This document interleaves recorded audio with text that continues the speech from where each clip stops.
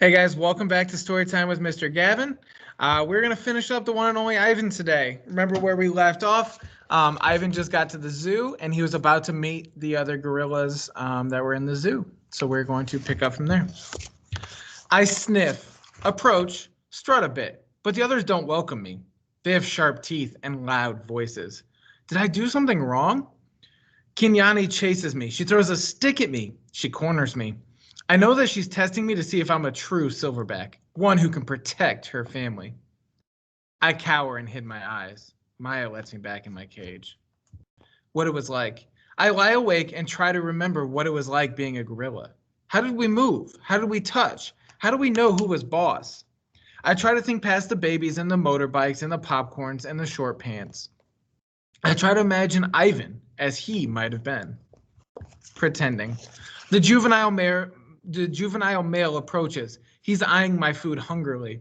I imagine a different Ivan, my father's son. I grumble and swat and swagger. I beat my chest till the whole world hears. Kenyani watches, and so do the others. I move toward the young upstart, and he retreats, almost as if he believes I'm the silverback I'm pretending to be. Nest. I'm making a nest on the ground. It isn't a true jungle nest. The leaves are inferior and the sticks are brittle. They snap when I weave them into place. The others watch, grunting their disapproval. Too small, too flimsy, an ugly thing to see. But when I climb into that leafy cradle, it's like floating on a treetop mist. More TV. Maya wants me to go back to my glass cage. I can tell because she's tempting me toward the door with a trail of tiny marshmallows. I try to ignore her. I don't want to leave the outside. It's a cloudless day and I found just the right spot for a nap. But I relent when she adds yogurt raisins to the trails. She knows my weakness all too well. In the glass cage, the TV is on. It's another nature show, jerky and unfocused. I expect to see gorillas, but none appear. I hear a shrill sound like a toy trumpet. My heart quickens. I rush close to the screen, and there she is, Ruby. She's rolling in a lovely pool of mud with two other young elephants. Another elephant approaches. She towers over Ruby. She strokes Ruby, nudges her. She makes soft noises. They stand side by side just the way Stella and Ruby used to. Their trunks intertwine. I see something new in Ruby's eyes. I know what it is. It's joy. I watch the whole thing and then Maya plays it again for me. And again. At last she turns off the TV and carries it out of the cage. I put my hand to the glass. Maya looks over. Thank you, I try to say with my eyes. Thank you. Kinyani ambles toward me. She taps me on the shoulder and Knuckle runs away. I watch her, arms crossed over my chest. I'm careful not to make a sound. I'm not sure what we're doing. She ambles back, shoves me, dashes past, and then I realize what's happening. We're playing. We're playing tag. And I'm it. Romance. Make eye contact, show your form, strut, grunt, throw a stick, grunt some more, make some moves. Romance is hard work. It looks so easy on TV. I'm not sure I will ever get the hang of it. More about romance. I wish Bob were here. I could use some advice. I try to recall all the romance movies we watched together. I remember the talking, the hugging, the face licking. I'm not very good at this, but it's fun trying. Grooming. Is there anything sweeter than the touch of another as she pulls a dead bug from your fur? Talk. Gorillas aren't chatty like humans, prone to gossip and bad jokes. But now and again we swap a story under the sun. One day it's my turn. I tell my troop about Mac and Ruby and Bob and Stella and George and Julia, and my mother and my father and my sister. When I am done, they look away silent. Kinyani moves closer, her shoulder brushes mine, and we let the sun soak our fur. Together. The top of the hill. I've explored every nook and cranny of this place except for a hill at the far end where workers have been repairing a wall. They're finally gone. They left behind fresh white brick and a mound of black dirt. While the others laze in the morning sun, I want to explore the hilltop. They've been there before and I have not. Everything is still fresh to my eyes. I take my time going uphill, savoring the feel of grass on my knuckles. The breeze carries the shouts of children and the drowsy hum of bumblebees. Near the top of the hill is a low-limbed tree, the kind my sister would have loved. The wall is endless, clean, and white, stretching far down to the habitats beyond my own. It's high and wide, carefully built to keep us in and others out. This is, after all, still a cage. It rained last night, and the pile of dirt is soft to the touch. I scoop up a handful and breathe in the loamy smell. It's a rich brown color, heavy and cool in my palm. And the wall waits like an endless blank billboard. The wall. It's a big wall, but it's a big pile of dirt, and I'm a big artist. I slap handfuls of mud on the warm cement. I make a handprint.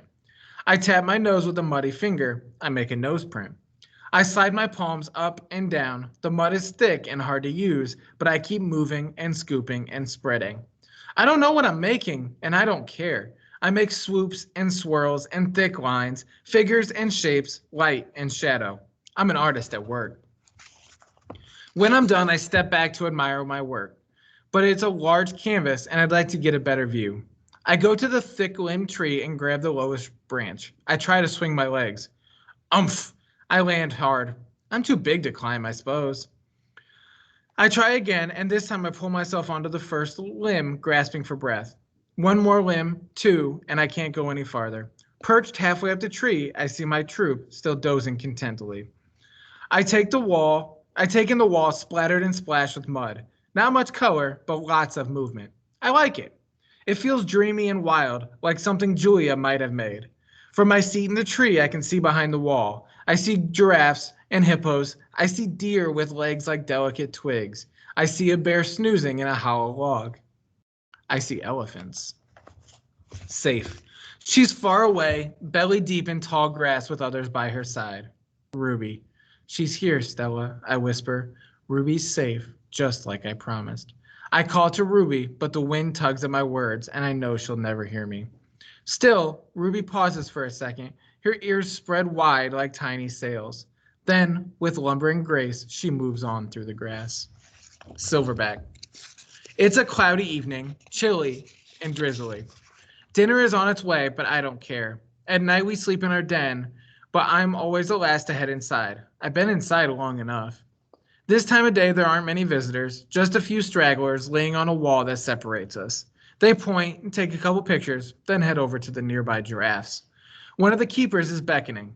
Reluctantly, I turn to go. Out of the corner of my eye, I see someone running. I pause. It's a girl with dark hair lugging a backpack. A man follows behind, racing to catch up. Ivan! The girl yells. Ivan, it's Julia! I scramble to the edge of the wide moat that skirts the wall. Julia and George wave to me. I dash back and forth, hooting and grunting, doing a gorilla dance of happiness. Calm down, says a voice. You're behaving like a chimp. I freeze. A tiny nut-brown, big-eared head pops out of Julia's backpack. Nice place, Bob says. Bob, I say, it's really you. In the flesh. How? Where? I can't seem to find any words. George's job at the zoo doesn't start till next month, so he and Julia made an agreement. She's walking 3 extra dogs to cover my food, and get this, they're all poodles. You said you didn't want a home, I said. Yeah, Bob says, but Julia's mom likes my company, so I figure I'm doing everybody a favor. It's a win-win. Julia pushes Bob's head back inside her backpack. You're not supposed to be here, she reminds him. Ivan looks great, doesn't he, Jules? George asks. Stronger. Happier, even. Julia holds up a little photo, but she's too far away for me to see it. It's Ruby, Ivan. She's with the other elephants now. Because of you. I know I want to tell her I saw her with my own eyes. We stare across the expanse that separates us. After a while, George pats Julia's arm. Time to go, Jules. Julia gives a wistful smile. Bye, Ivan. Say hello to your new family. She turns to George. Thank you, Dad. For what? She gestures towards me. For this. They turn to leave. The lamps that light the zoo pathways blink on, blanketing the world in the yellow light. I can just make out Bob's little head sticking out of the backpack. You are the one and only Ivan, he calls. I nod, then turn towards my family, my life, my home. Mighty Silverback, I whisper. That is it. We finished the one and only Ivan. We'll be back next week with a new story. But until then, I will talk to you guys then. Make sure you check out Miss Cowan's story either tomorrow or later today. And then you check us out for morning meeting too. See you guys.